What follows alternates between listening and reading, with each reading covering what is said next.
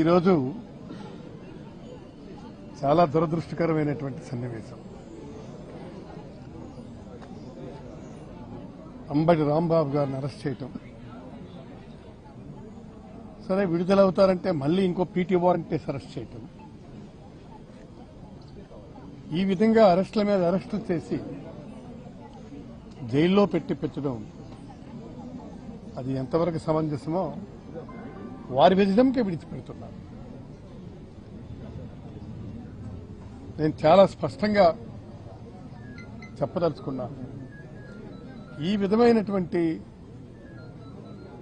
అరెస్టులు మీరు ఈ రాష్ట్రంలో చేస్తే భయపడిపోయి ఏదో చేస్తారనుకుంటే అది చాలా పొరపాటు.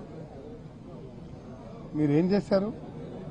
అంబటి రాంబాబుని అరెస్ట్ చేశారు, తర్వాత మన జోగి రమేష్ని అరెస్ట్ చేశారు,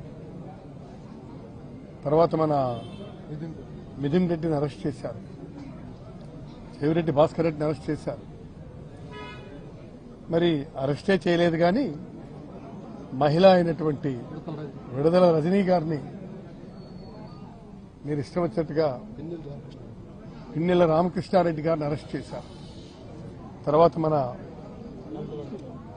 ఎవరిది రమణాయుడిని అరెస్ట్ చేశారు. ఈ విధంగా అరెస్టుల మీద అరెస్టులు చేసుకుంటూ వెళ్తున్నారు. ఈ అరెస్టుల వల్ల ఏంటవుతుంది? బెదిరిపోయి ఏదో చేస్తామనుకుంటున్నారా?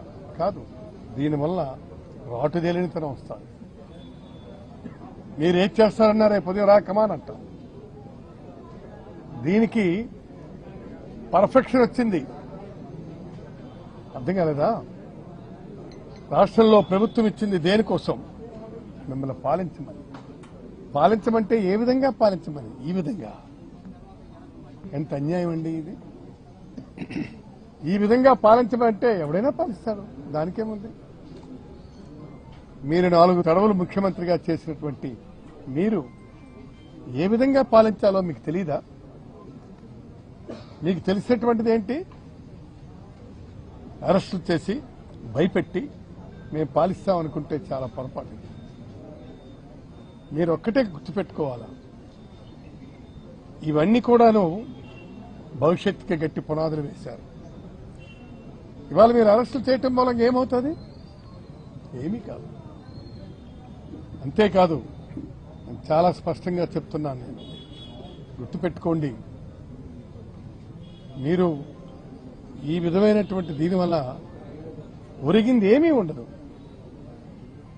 తర్వాత అన్నిటికంటే ముఖ్యమైనటువంటి విషయం ఏమిటంటే, మీరు వీళ్ళని అరెస్టులు చేసి మీరు ఇంకేదో సాధించాలనుకుంటే చాలా పొరపాటు పడుతున్నారని చెప్పి మీ అందరికీ విజ్ఞప్తి చేస్తూ, ఈ అరెస్టులతో ఇక్కడికి ఆపండి.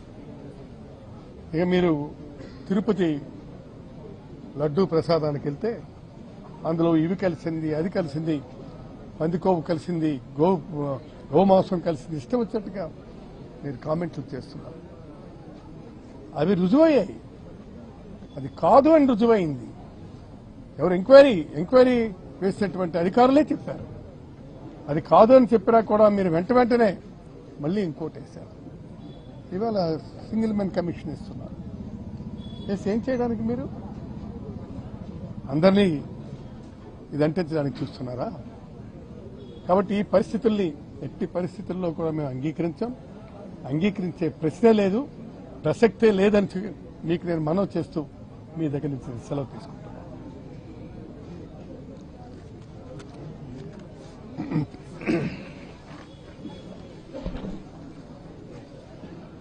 అంబటి రాంబాబు గారి యొక్క ఇంటిపై దాడి, ఆయన మీద 7 గంటలు శైర్య విహారం చేసి ఆయన అంతం చేయాలనే ఆలోచనతో ప్రభుత్వం చేసినటువంటి కుట్రకి చెరపకురా చెడిదవు రాంబాబు గారిని చెడగొట్టాలని చూశారు. చివరికి రాష్ట్రంలో తెలుగుదేశం పార్టీ చంద్రబాబు నాయుడు చెడిపోయే పరిస్థితి వచ్చింది. ఎందుకంటే రాంబాబు గారి యొక్క మనస్తత్వం ఈ రాష్ట్ర ప్రజలకు తెలుసు. ఒకరిని బాధ పెట్టాలనో, కుల ప్రస్తావనలు తేవాలనో, కించపరచాలనో మాట్లాడే మనస్తత్వం కాదు. చిన్నప్పటి నుంచి తెలిసినటువంటి వ్యక్తి, సెటారికల్ గా మాట్లాడే వ్యక్తి ఆయన మీద దాడి చేస్తా ఉంటే, ఆయన కొడతాకి సిద్ధపడతా ఉంటే మాట్లాడచ్చు. మాట్లాడి వెంటనే రిపెంట్ అయిన పరిస్థితి మీద మీరు 7 గంటల్లో విన్యాసం చేశారంటే ఈ రాష్ట్ర ప్రజలకు ఏం సమాధానం చెప్తారని కూడా చెప్తా ఉన్నాం. ఈరోజు పరిపాలన మీ రెడ్ బుక్ రాజ్యాంగంతో నడుస్తూ ఉంది. అకౌంటబిలిటీ లేని పరిపాలన జరుగుతూ ఉంది. ఈరోజు ముద్రగల పద్మనాభం లాంటి పెద్ద మనుషులు ఈ రాష్ట్ర చరిత్రలో అతనికి ఒక అధ్యాయం అనేది ఉంది. కాపు ఉద్యమానికి ఉవ్వెత్ర తీసుకొచ్చినటువంటి మహానాయకుడు ఆయన మాటలు చెప్తా ఉంటే, భయపెట్టి మీరు రాజకీయాలు చేయాలంటే, లేకపోతే భయపెట్టి ఒక కులాన్ని దగ్గర తీసుకోవాలంటే ఈ రాష్ట్రంలో ప్రజలు కళ్ళు లేని కబోజులు కాదు.